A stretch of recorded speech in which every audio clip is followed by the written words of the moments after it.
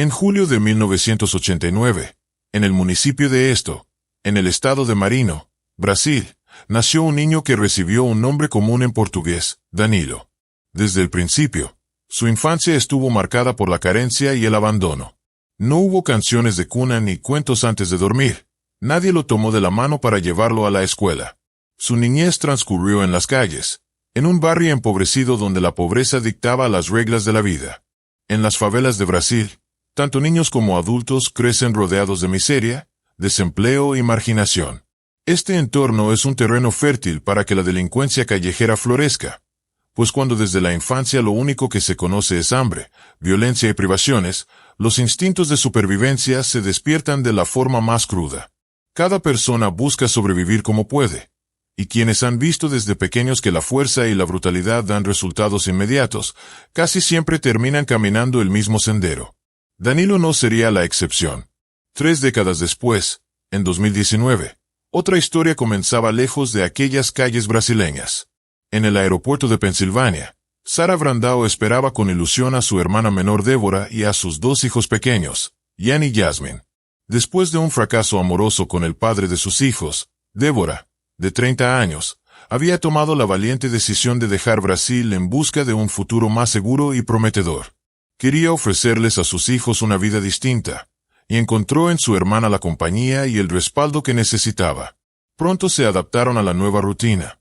Un hogar acogedor, un estándar de vida distinto y la tranquilidad de saber que estaban lejos de la violencia que marcaba su pasado. Débora y Sara no solo compartían techo y trabajo en un servicio de limpieza, también compartían una unión fraterna inseparable. Hablaban constantemente, se acompañaban en todo y disfrutaban la calma que tanto habían buscado. Sin embargo, en el año 2020, el destino cruzó en el camino de Débora a un compatriota, Danilo Cavalcante, de 31 años. Un día libre, mientras paseaba con sus hijos en un parque, lo conoció. La conexión fue inmediata.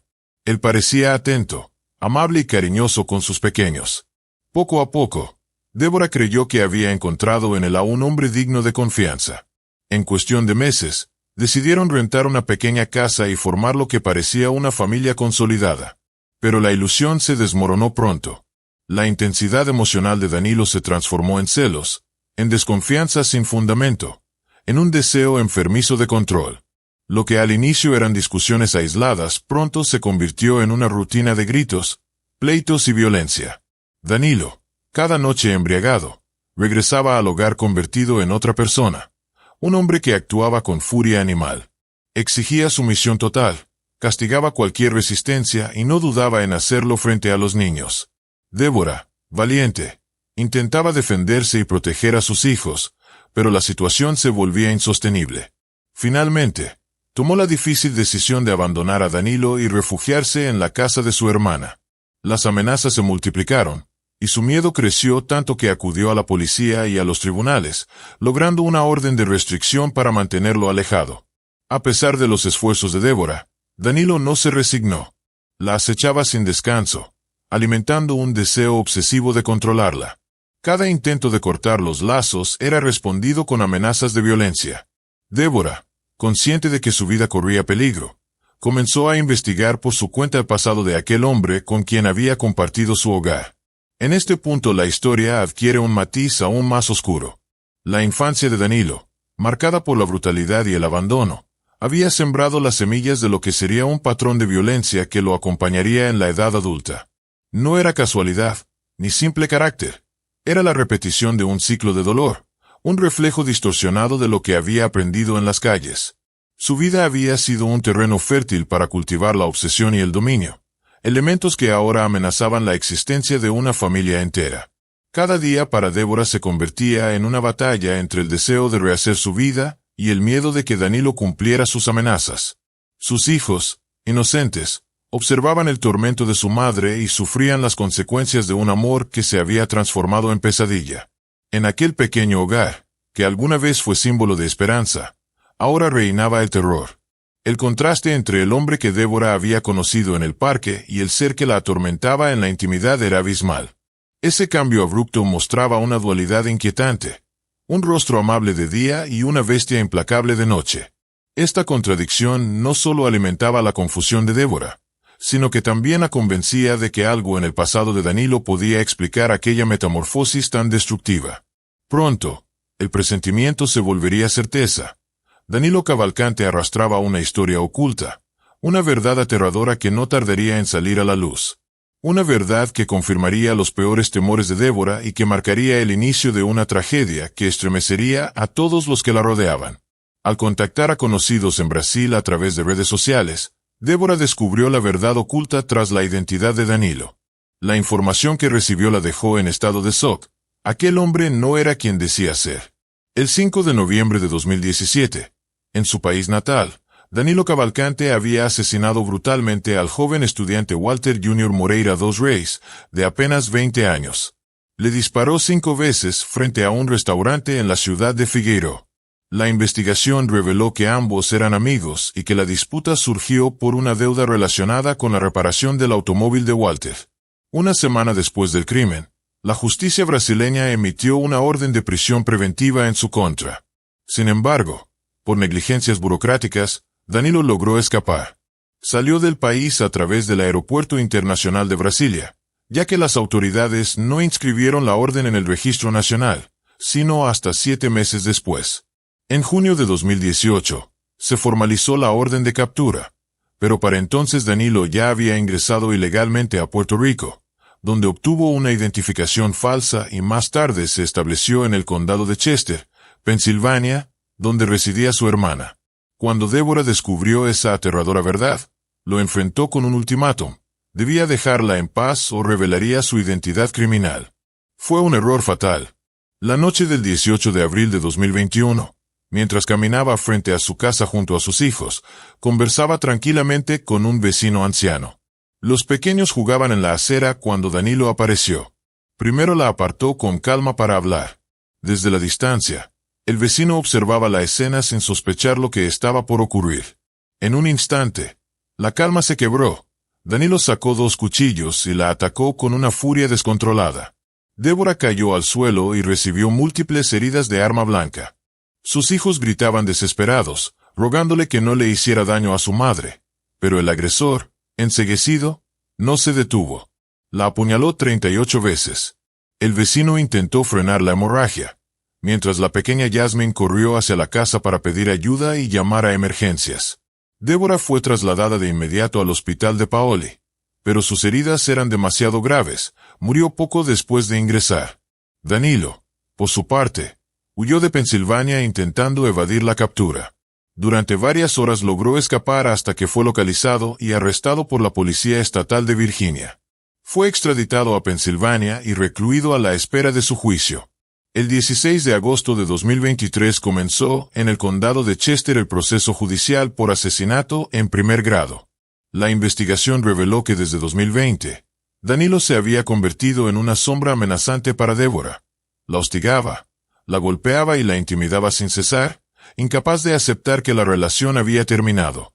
En el juicio, uno de los momentos más devastadores fue el testimonio del hijo de Débora, quien entre lágrimas relató los aterradores recuerdos de aquel día sangriento.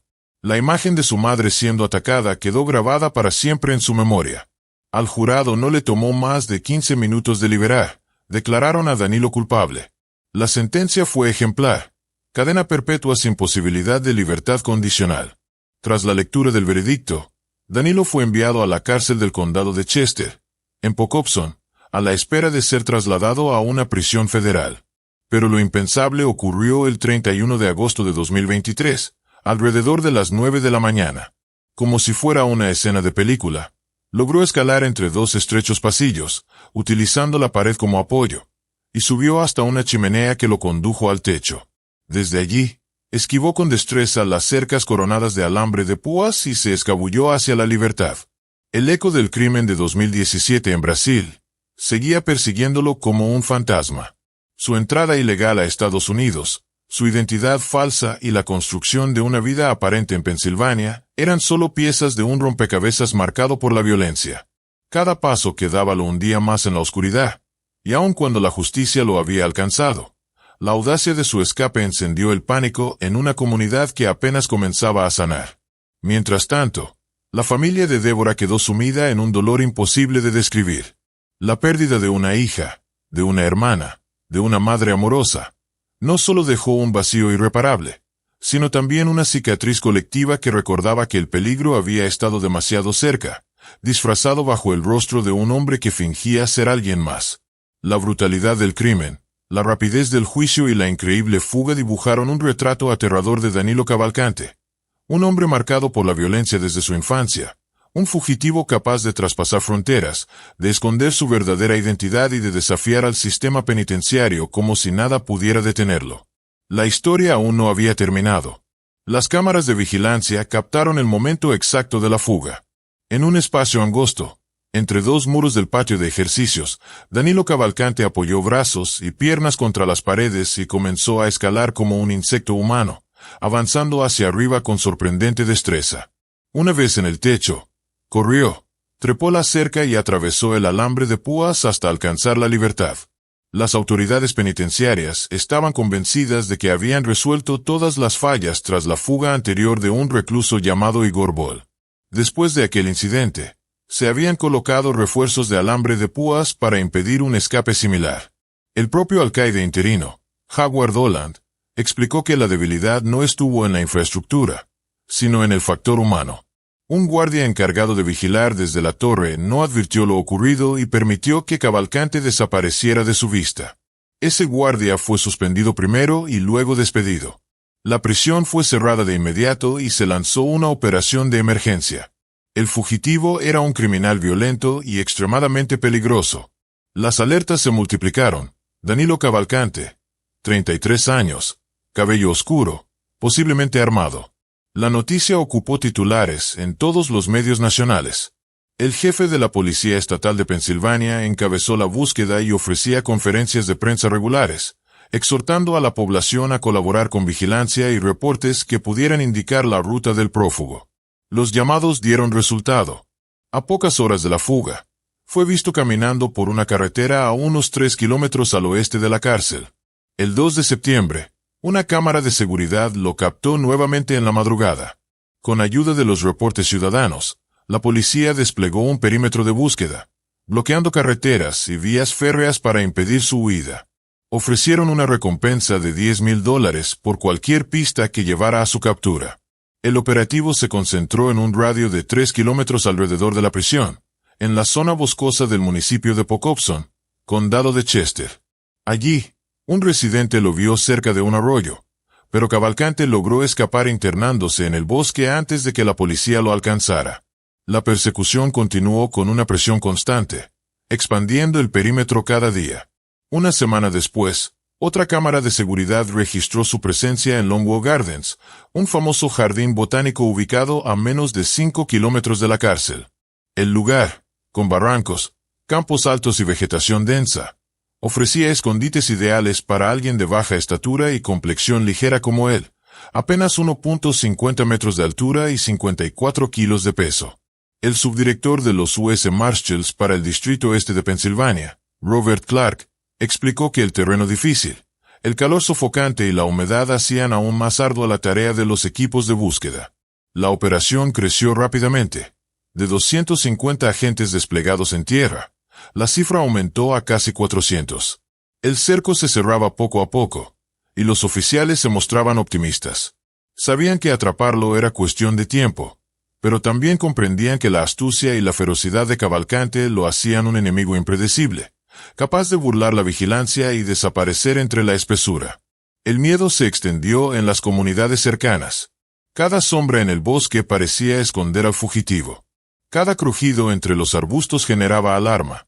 Los residentes reforzaban sus casas, cerraban puertas y ventanas con temor, mientras las patrullas recorrían las calles día y noche.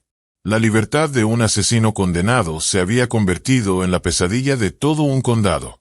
Las autoridades sabían que la presión psicológica sobre el fugitivo sería tan importante como la búsqueda física. El cerco no solo era de armas y hombres, también era un muro de miedo y expectativa. Un escenario donde la paciencia y la resistencia serían decisivas. Y en ese juego de voluntades, Danilo Cavalcante aún se movía con la desesperación de un hombre que no acepta su destino. La tensión crecía. La población vivía en un estado de vigilancia constante. Mientras tanto, el prófugo, escurridizo como una sombra, se convertía en el símbolo del desafío a la justicia. La persecución aún no había terminado, y cada día que pasaba sin su captura era un recordatorio de lo peligroso que podía hacer subestimar a un hombre dispuesto a todo para no volver tras las rejas. El jefe de la policía anunció que el operativo de búsqueda no solo había crecido en número de agentes, sino también en recursos tecnológicos. Helicópteros comenzaron a sobrevolar la zona con altavoces que transmitían un mensaje grabado en portugués. La voz de la madre de Cavalcante suplicándole a su hijo que se entregara pacíficamente. Era un intento desesperado por quebrar la resistencia psicológica del fugitivo. A la mañana siguiente, una cámara de seguridad lo detectó en una propiedad a unos 3 kilómetros al sur de la prisión. La policía respondió de inmediato, levantando un nuevo perímetro de seguridad alrededor del lugar y de Longwood Gardens, además de cerrar las escuelas cercanas. Durante días, la búsqueda fue intensa.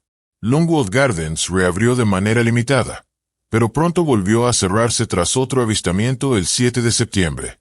Ese mismo día, la recompensa por información sobre su paradero aumentó de $10,000 a $20,000. La comunidad estaba al borde del pánico. Un asesino convicto seguía suelto y muchos residentes se preguntaban cómo había logrado escapar de una prisión supuestamente segura. La policía instaba a la población a cerrar puertas y ventanas, asegurar vehículos y permanecer bajo resguardo. Mientras tanto, la presión sobre los investigadores crecía con cada día que pasaba sin resultados. El 9 de septiembre ocurrió un hecho inquietante. Cavalcante logró romper el perímetro de seguridad en Longwood Gardens. Fue visto a través de un videoportero en el pórtico de la casa de un excompañero de trabajo, en Phoenixville, a casi 30 kilómetros del área cercada. Había cambiado de apariencia. Se había rasurado y vestía ropa nueva. Su habilidad para transformarse lo hacía aún más difícil de rastrear. Poco después, robó una camioneta de una lechería local y condujo hasta Phoenixville, buscando ayuda de conocidos. La mañana del 10 de septiembre, la furgoneta fue encontrada abandonada en un campo, sin gasolina. Esto obligó a las autoridades a desplazar la búsqueda hacia el norte del condado de Chester. Al día siguiente, el 11 de septiembre, la presión aumentó.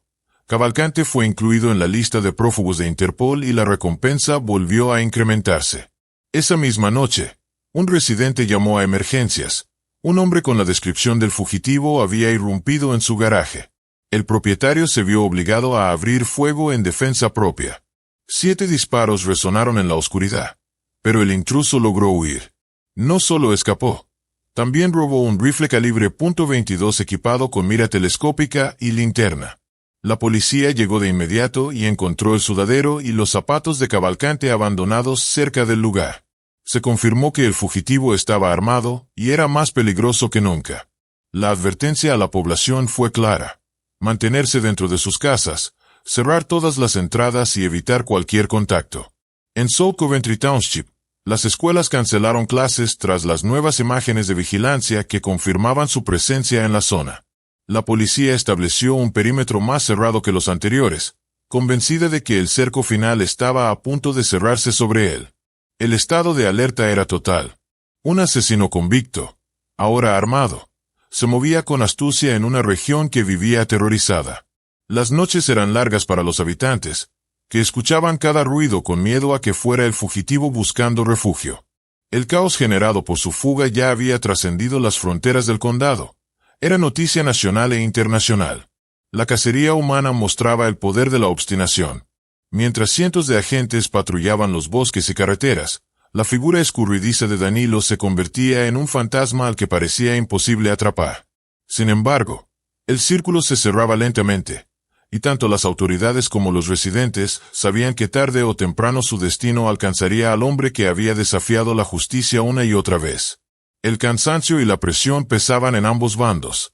La policía apostaba por el agotamiento del fugitivo, mientras que Cavalcante apostaba por su instinto de supervivencia. La tensión crecía con cada hora, y el miedo se impregnaba en el aire como una sombra imposible de disipar. La captura era inevitable, pero aún nadie sabía dónde ni cómo se escribiría el capítulo final de su fuga. Danilo Cavalcante estaba ya completamente rodeado. El 12 de septiembre, la búsqueda se intensificó durante todo el día.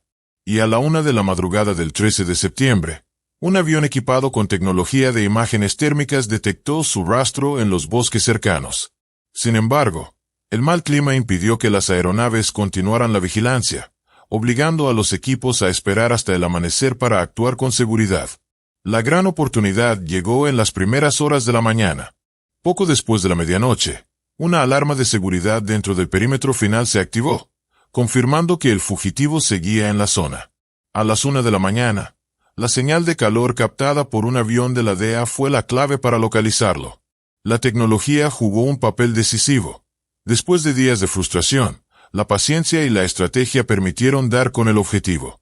Alrededor de las 8 de la mañana del 13 de septiembre, la policía encontró a Cavalcante durmiendo entre la maleza, con el rifle robado 2 noches antes aún en su poder. Intentó arrastrarse hacia la espesura para escapar, pero un perro policía, llamado Yoda, lo derribó de inmediato, sujetándolo con una mordida en la cabeza hasta la llegada de los agentes. El teniente coronel George Vivens explicó en conferencia de prensa que el animal solo le causó heridas menores, pero fue crucial para la captura. Tuvimos el elemento sorpresa, señaló, y eso nos permitió arrestarlo sin bajas. Tras su detención, Cavalcante fue interrogado.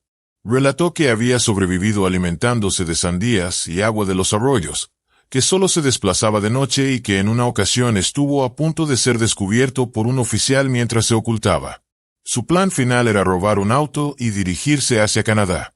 Ahora, además de la condena por asesinato, enfrenta cargos adicionales por fuga, robo y allanamiento.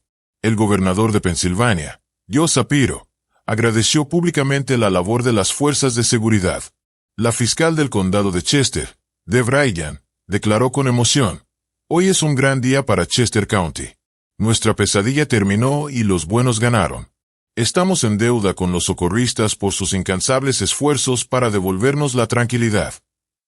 El jefe George Vivens, líder de la operación, describió los enormes retos enfrentados: el calor extremo, las tormentas eléctricas y la dificultad de trabajar en áreas boscosas y escarpadas. El despliegue fue monumental. Más de 500 agentes participaron, entre ellos la Policía Estatal de Pensilvania, el FBI, la ATF y los US Marshals. Se establecieron perímetros de varios kilómetros a la redonda, cubriendo cada posible ruta de escape. La operación, considerada una de las más grandes en la historia reciente del estado, se convirtió en un símbolo de resistencia y coordinación entre agencias. Aún así, las críticas contra la cárcel del condado de Chester no tardaron en llegar. Vecinos y residentes denunciaron que las fallas de seguridad eran conocidas desde la fuga de Igor Ball, ocurrida el 19 de mayo, y que no se habían tomado medidas contundentes para reforzar las instalaciones. Los mismos puntos vulnerables fueron aprovechados por Cavalcante para escalar y huir, dejando en evidencia la negligencia del sistema carcelario. Para la comunidad, la captura de Cavalcante significó el fin de un capítulo aterrador. Durante 2 semanas, el miedo había alterado la vida cotidiana. Escuelas cerradas, vecindarios paralizados, familias enteras viviendo con el temor de encontrarse cara a cara con un asesino. Su arresto trajo alivio, pero también abrió una herida profunda: la certeza de que la seguridad había fallado y que el precio lo pagaron miles de ciudadanos que vivieron bajo amenaza. El rostro de Danilo, con cicatrices y mordidas, se convirtió en un recordatorio de lo que ocurrió. Su historia reflejaba cómo un hombre marcado por la violencia desde la infancia pudo desafiar a 2 países y poner en jaque a un sistema entero. Pero también demostró que, al final, la justicia puede imponerse con perseverancia, paciencia y colaboración. El eco de esos 13 días quedó grabado en la memoria colectiva. La captura de Cavalcante cerró un episodio, pero abrió preguntas que aún esperan respuesta. ¿Cómo pudo escapar? ¿Qué falló en la prisión? ¿Y qué medidas se tomarán para que un caso semejante no vuelva a repetirse? Mientras tanto, Chester County respira aliviado, sabiendo que el hombre que los aterrorizó ya no volverá a caminar libre. El mismo método de fuga que había utilizado Igor Volta meses atrás fue aprovechado por Danilo Cavalcante.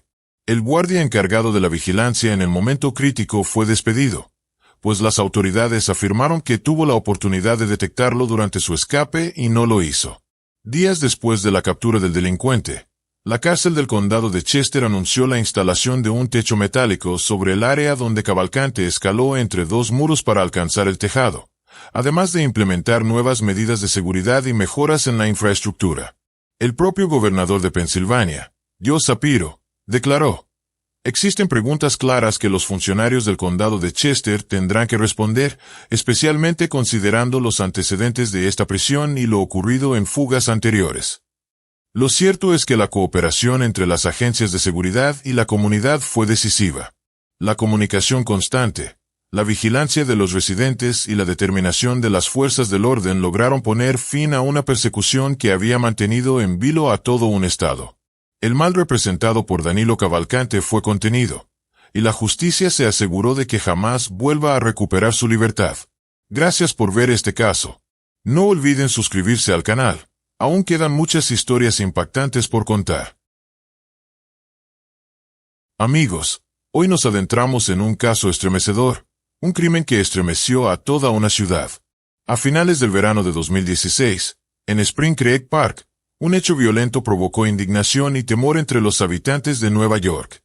Durante meses, vecinos habían advertido a las autoridades sobre la presencia de individuos inquietantes en el parque, algunos reunidos en pequeños grupos, otros merodeando en soledad. Sus actitudes y miradas generaban desconfianza, un presagio que pocos quisieron escuchar. Lamentablemente, fue necesario que ocurriera una tragedia para que las autoridades reaccionaran y pusieran atención a esos avisos ignorados. La agresión encendió un debate urgente sobre la seguridad de las mujeres corredoras, especialmente aquellas que salen solas a ejercitarse. Según encuestas realizadas en aquel tiempo, más de la mitad de las mujeres reconocían sentir ansiedad cada vez que salían, temiendo no solo insultos o acoso verbal, sino también la posibilidad de ser atacadas físicamente. La historia de Karina Vetrano representa esa pesadilla hecha realidad, una joven cuya vida se apagó de manera brutal en un entorno que debía ser sinónimo de paz y libertad. Lo inquietante de su caso fue que aquel día nada parecía presagiar el horror. El ataque sucedió a plena luz del día, en un área transitada. Su muerte, además de su crueldad, dejó una sombra casi fatalista, como si estuviera marcada por un destino oscuro. Y por si fuera poco, la investigación y el juicio del responsable dejaron abiertas múltiples dudas, cuestionando la manera en que la justicia había actuado. Era martes 2 de agosto de 2016. Karina había quedado en encontrarse con su padre después del trabajo. La familia, que ya no convivía con frecuencia debido a los múltiples compromisos de cada uno, había planeado pasar un momento juntos. Philip recogió a su hija, la llevó a casa y compartieron recuerdos de la semana. La charla fue cálida, sencilla, familiar. Cuando Karina se dispuso a regresar, propuso a su padre salir a correr, como tantas veces lo habían hecho, recorriendo varios kilómetros juntos. Sin embargo, él se negó esta vez. El dolor de espalda era insoportable. Nada parecía aliviarlo, ni medicamentos ni descanso. Quizás se trataba del cambio de clima.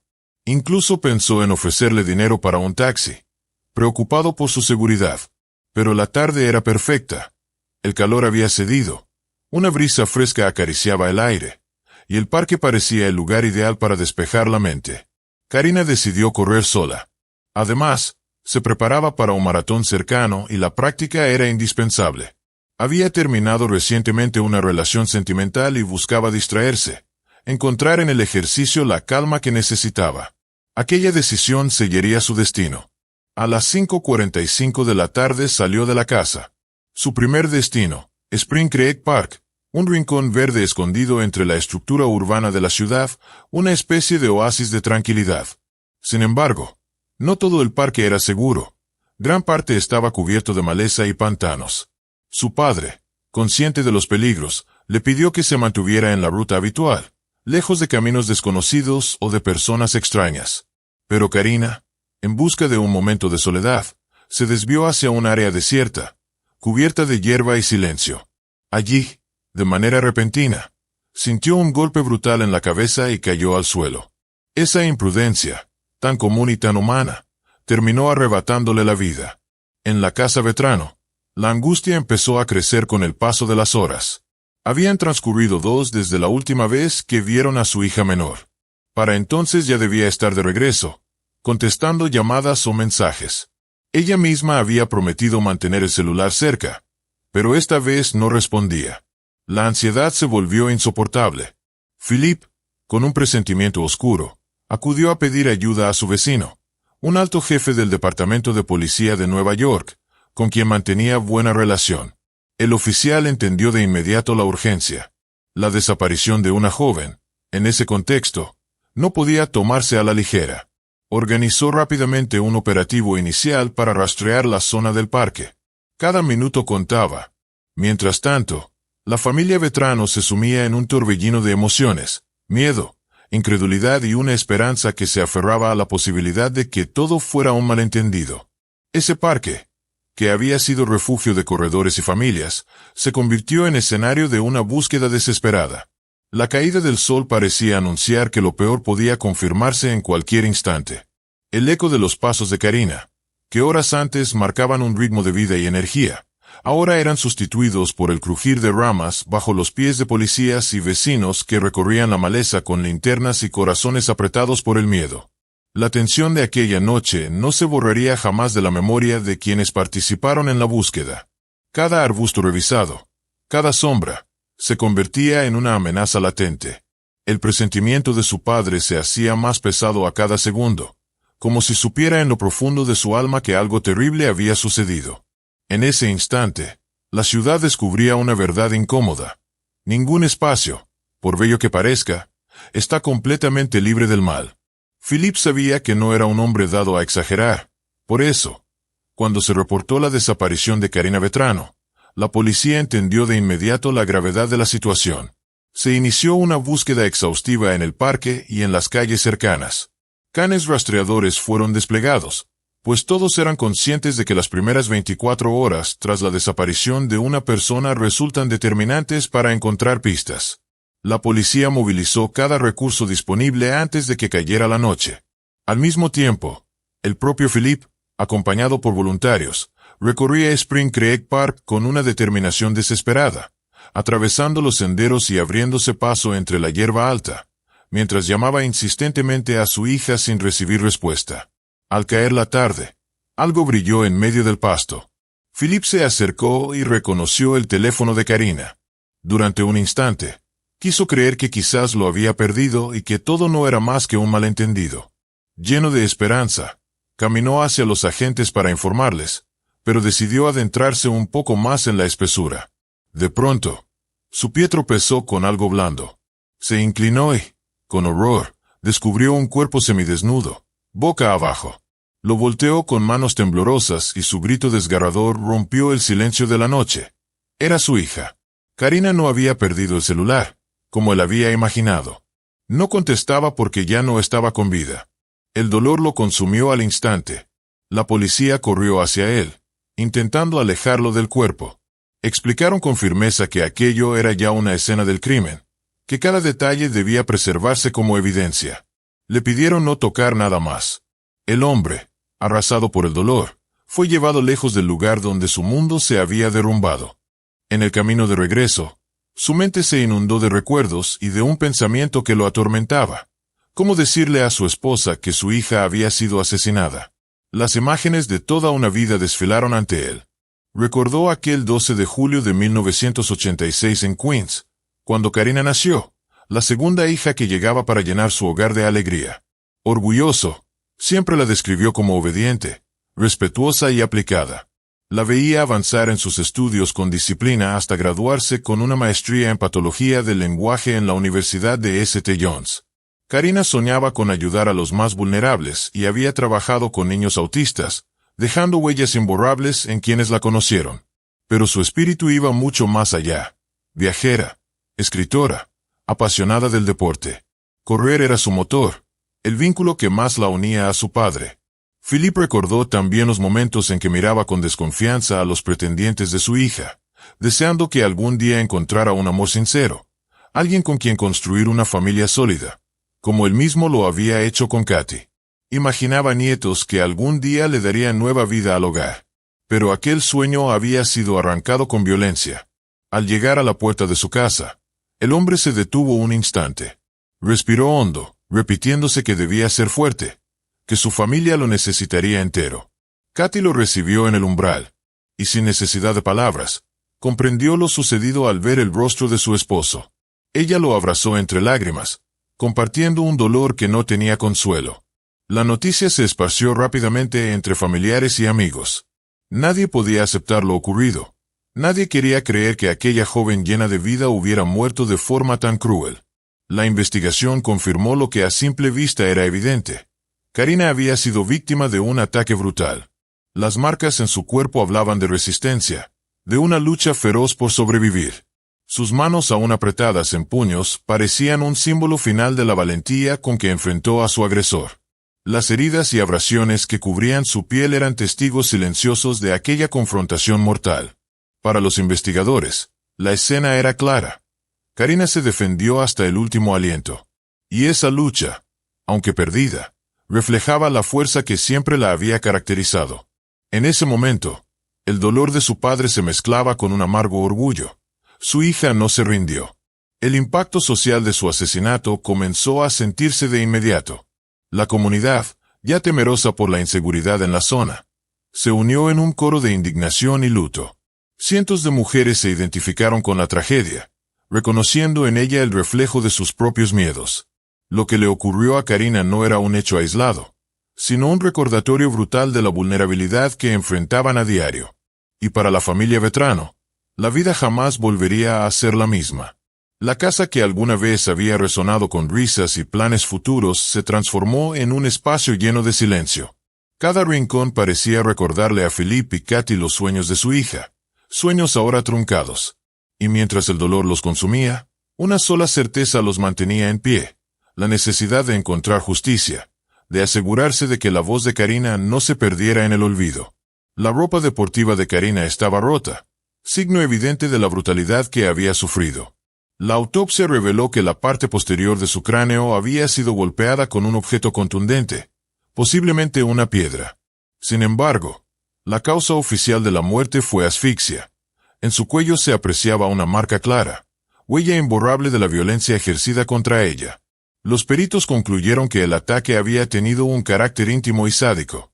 Bajo sus uñas se encontraron restos de tierra y hierba, evidencia de que había intentado desesperadamente liberarse de las manos de su agresor.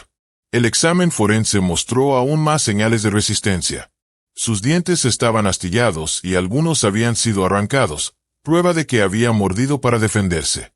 El cuello estaba cubierto de arañazos, marcas de sus propias manos tratando de arrancar las garras de aquel desconocido. Karina no quería morir, luchó con toda su fuerza hasta el último instante. Esa batalla silenciosa quedó grabada en su cuerpo, en cada herida, en cada hematoma.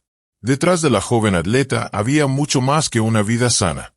Karina era escritora aficionada. En 2013 había participado en un cortometraje dirigido por su amigo, el guionista Petro Georgiadis, inspirado en un poema suyo titulado Paradox. En sus blogs, acostumbraba a escribir sobre temas profundos, reflexionando acerca del amor, la vida y la muerte. Resultaba perturbador pensar que, años después, sus propias palabras se convertirían en un eco doloroso de lo que le sucedió. Poco después del crimen, una noticia sacudió a la opinión pública. En Princeton, Massachusetts, fue hallado el cuerpo de otra corredora entre la maleza. También había salido a ejercitarse sola y encontró un destino similar. A simple vista, los casos parecían idénticos. El temor se expandió. ¿Estaba actuando un asesino serial en Estados Unidos? Para despejar dudas, genetistas fueron convocados con la tarea de comparar las muestras de ADN recolectadas en ambas escenas. Las expectativas de la policía se derrumbaron rápidamente. Aunque en los dos cuerpos se encontraron rastros genéticos, el análisis reveló que pertenecían a personas distintas. No existía relación alguna entre ambos crímenes. Lo que sí resultó fundamental fue el hallazgo de ADN en pequeñas cantidades bajo las uñas, en la espalda y en el teléfono de Karina. Pese a la escasez de material, los expertos confirmaron que era suficiente para un análisis confiable. Ese rastro se convirtió en la única pista sólida. Los investigadores sabían que, estadísticamente, la mayoría de los crímenes mortales suelen ser cometidos por alguien cercano a la víctima. Por ello, no podían descartar ninguna hipótesis. Philippe, el padre que había encontrado el cuerpo de su hija, fue el primero en entregar su muestra genética. Sin embargo, la decisión se tomó en el momento más doloroso posible, el mismo día del funeral de Karina. Poco después, todos los familiares también fueron sometidos a pruebas, sin que apareciera ninguna coincidencia. La siguiente estrategia fue entrevistar a los seres cercanos de la joven. Amigos, compañeros de trabajo, conocidos, todos fueron interrogados. Ninguno mencionó enemistades, rencores ni conflictos. Karina era apreciada por todos, querida y respetada en su comunidad. Ante la falta de sospechosos claros, los detectives elaboraron otra teoría.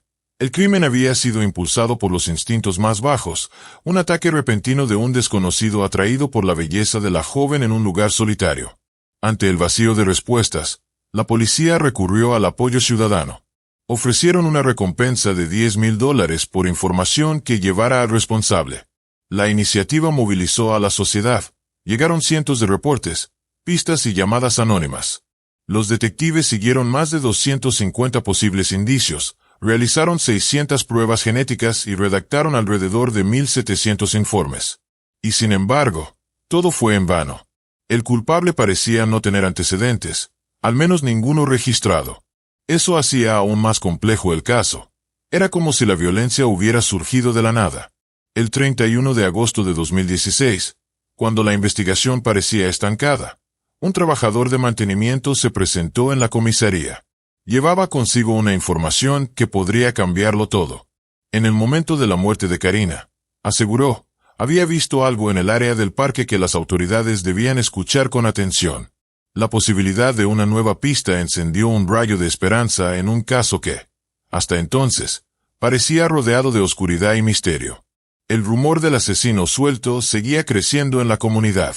Familias completas temían dejar salir a sus hijas a correr solas.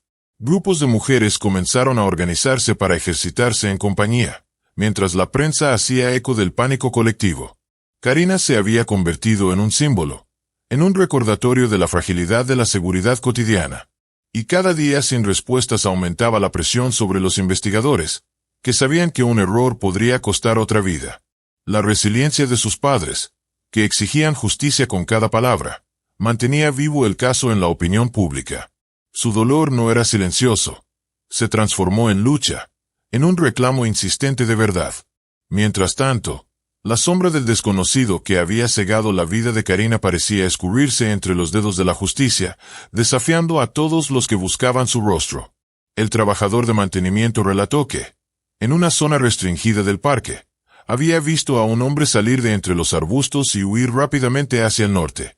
Con base en este testimonio, el Departamento de Policía de Nueva York elaboró y difundió en diciembre de 2016 un retrato hablado del sospechoso. Sin embargo, advirtieron que aquel individuo podría haber sido simplemente un transeúnte en el lugar equivocado y en el momento equivocado. La publicación del boceto no generó información nueva, y la investigación volvió a sumirse en un prolongado estancamiento. El 4 de diciembre de 2016, el Buró Federal de Investigaciones se sumó oficialmente al caso de Karina Vetrano. Los especialistas del FBI comenzaron desarrollando un perfil psicológico del asesino. Según sus conclusiones, el individuo conocía muy bien la zona, en especial el parque donde ocurrió el ataque. Esto sugería que probablemente vivía, o había vivido, en las cercanías, aunque tras el crimen evitaba regresar por miedo a ser descubierto. El perfil indicaba que aquel lugar semisalvaje y parcialmente cubierto de maleza era, para él, un escenario perfecto para ocultar su brutalidad. Siguiendo esta línea, la policía enfocó la búsqueda en hombres afroamericanos de la comunidad cercana. Los resultados fueron nulos. Entre quienes habitaban en esa zona se encontraba Chanel Lewis, un joven cuya vida, en apariencia, no difería demasiado de la de muchos otros residentes de Brooklyn. Vivía en un complejo de viviendas de bajos recursos, a apenas 7 kilómetros de Spring Creek Park. Estaba desempleado y compartía techo con su madre, sus 3 hermanas y los hijos de ellas. Lo único que lo distinguía era su diagnóstico de esquizofrenia paranoide. Aún así, logró graduarse de una escuela privada para estudiantes con dificultades emocionales y conductuales. Sus antiguos compañeros lo recordaban como un chico callado, solitario, blanco fácil de las burlas y el maltrato. Algunos confesaron que las chicas incluso lo golpeaban. Nunca tuvo amigos cercanos. A veces intentaba defenderse, aunque sin éxito. Vestía siempre con sudadera con capucha, y cuando lo acosaban respondía con una sonrisa irónica antes de alejarse. Esa actitud le valió el apodo de lagarto africano. Sin embargo, no todas las memorias eran negativas. Una excompañera, Daniela Muñiz, lo describió como un joven inteligente, con buenas calificaciones, que solía mostrarle videos graciosos durante los trayectos en autobús. Nunca lo vi ser cruel, recordaba. Otros reportes afirmaron que alguna vez, en la secundaria, comentó que quería lastimar a las chicas, insinuando incluso el uso de un cuchillo. Pero el director de la escuela a la que fue transferido, el doctor Edward Dana, negó categóricamente que existieran registros de amenazas en esa etapa. Nunca hubo sanciones disciplinarias, ni escuché que hiciera comentarios violentos hacia otros alumnos. Lo cierto es que Chanel cargaba con las cicatrices del acoso escolar. Era un adolescente herido, un joven que había aprendido a aislarse del mundo. En sus planes estaba convertirse en trabajador social. Soñaba con ayudar a otros que sufrían, como si quisiera transformar su propio dolor en un camino de redención. Cuando en casa surgían conflictos, solía caminar por las calles, y con frecuencia terminaba en Spring Creek Park, un refugio silencioso donde podía escapar de su realidad. Louis ya había tenido roces menores con la ley. 2 veces fue detenido en el parque por infracciones sin importancia, y otra ocasión fue sorprendido orinando en la vía pública. En mayo de 2016, un comerciante local lo denunció por merodear en su tienda portando una palanca metálica. La policía respondió de inmediato, revisó su identificación y lo dejó ir, pues no tenía antecedentes.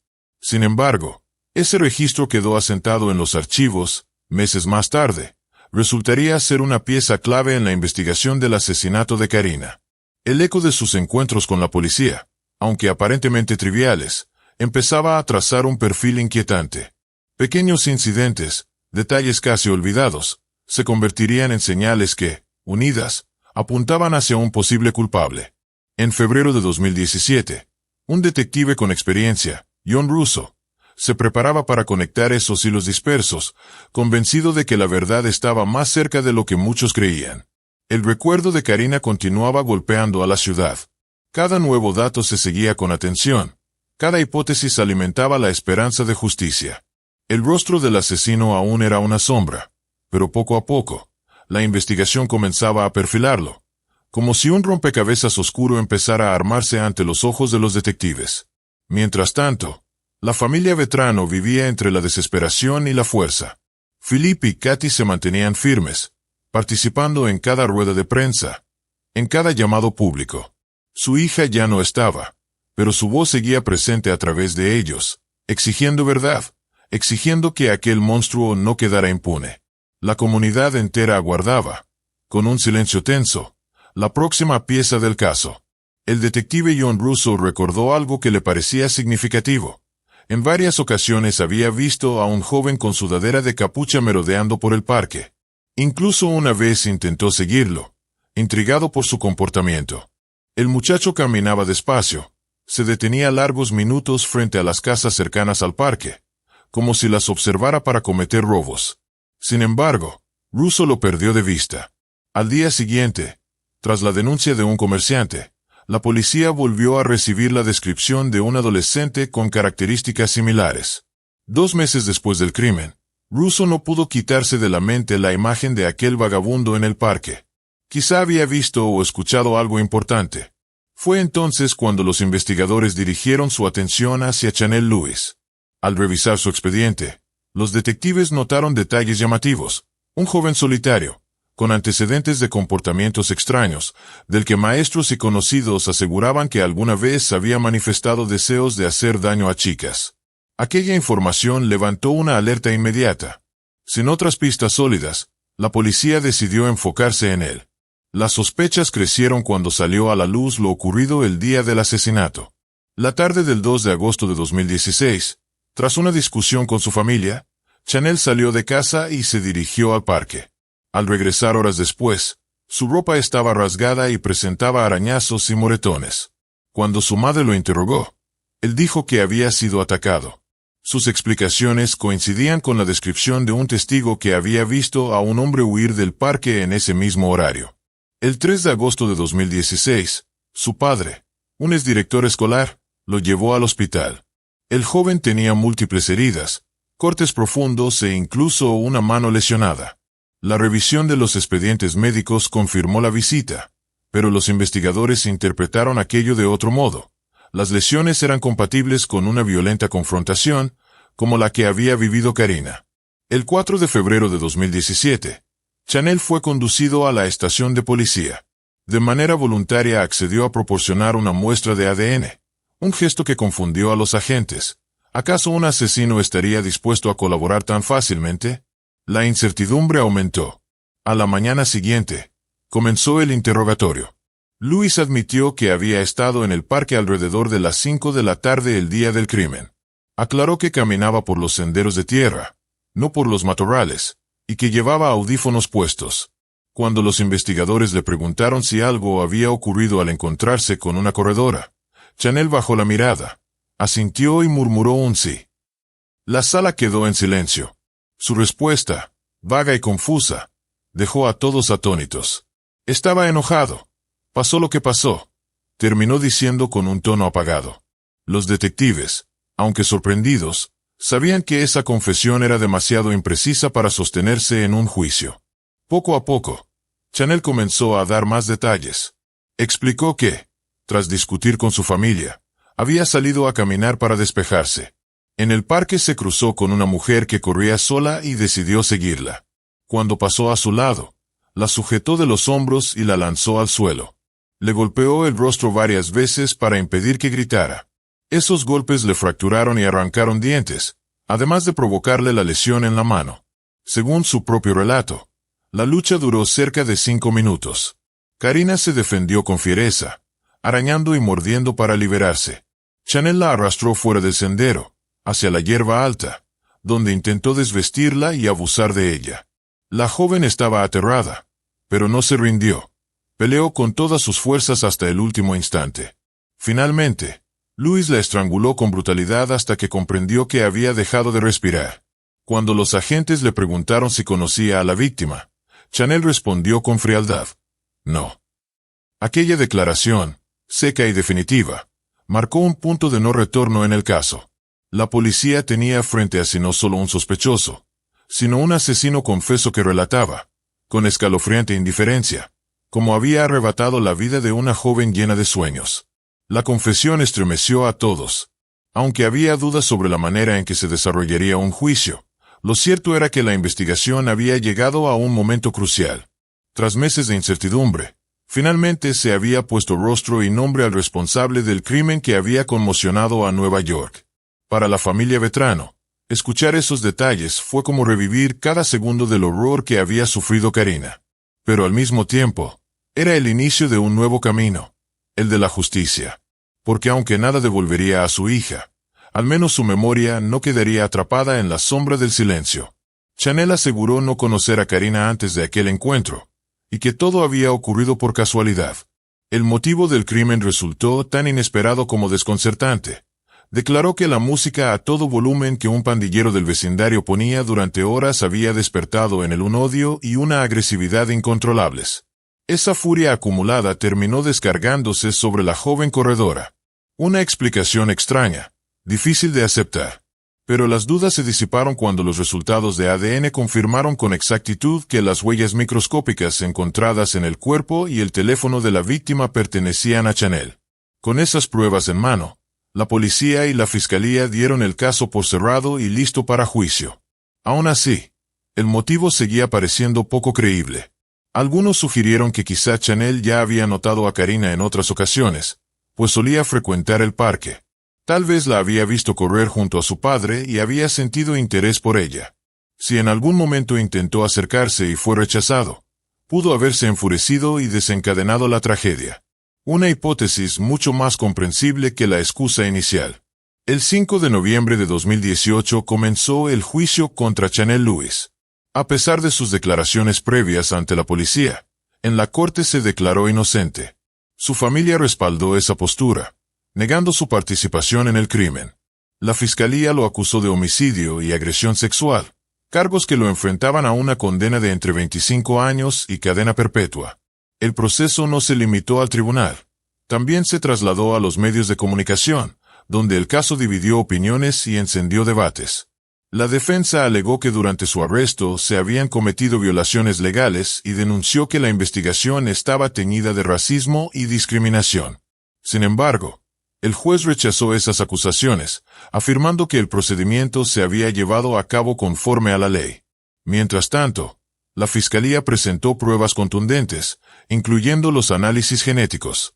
La defensa contraatacó afirmando que las pruebas estaban contaminadas, pues demasiadas personas habían tenido contacto con la escena, incluso el padre de la víctima, quien fue el primero en encontrar el cuerpo. La declaración de la bióloga forense Linda Rosano fue demoledora. Aseguró que las probabilidades de que el ADN encontrado perteneciera a alguien distinto de Luis eran de 1 en 6 billones. Además, la Fiscalía reveló que en el teléfono de Chanel aparecían búsquedas sobre segundas oportunidades y sobre el perdón en el catolicismo. La pregunta era inevitable. ¿De qué pecado buscaba redimirse? El video de la confesión de Chanel se convirtió en otro punto de disputa.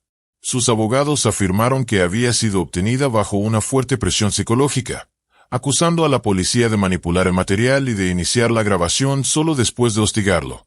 Incluso señalaron que el allanamiento de su casa violaba protocolos legales. Para la defensa, la investigación se había manejado de forma torpe desde el principio. Ante la presión social por encontrar un culpable, se había fabricado un chivo expiatorio. El jurado quedó impactado por los poderosos argumentos de la defensa. Tras escuchar ambas partes, fue incapaz de alcanzar un veredicto. El 21 de noviembre de 2018, el juez declaró nulo el juicio y programó un nuevo proceso para enero de 2019, que más tarde se pospuso a marzo de ese mismo año.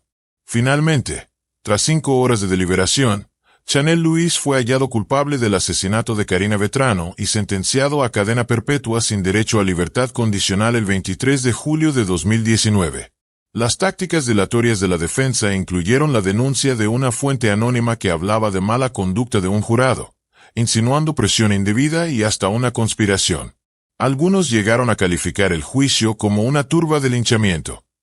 Lo que parecía un caso sencillo se convirtió en un espejo de prejuicios y temores profundamente arraigados en la sociedad. La muerte de Karina estremeció a muchos y se convirtió en un recordatorio sombrío para las mujeres, la necesidad de estar siempre alertas. ¿Se hizo justicia? Chanel Luis recibió cadena perpetua, pero tanto su familia como la de Karina perdieron a sus hijos de forma irreversible. Si la verdad fue realmente descubierta, la sociedad puede descansar con cierta paz. Pero si no, un inocente permanece tras las rejas mientras el verdadero asesino sigue libre. La tragedia dejó una huella imborrable. Karina Vetrano fue arrancada de la vida con brutalidad, y el veredicto final sigue siendo motivo de debate. Para sus padres, el dolor no tendrá fin. Para la comunidad, la historia se convirtió en advertencia. Y para todos, un recordatorio de que, detrás de la justicia humana, siempre persiste la duda sobre si se alcanzó la verdad.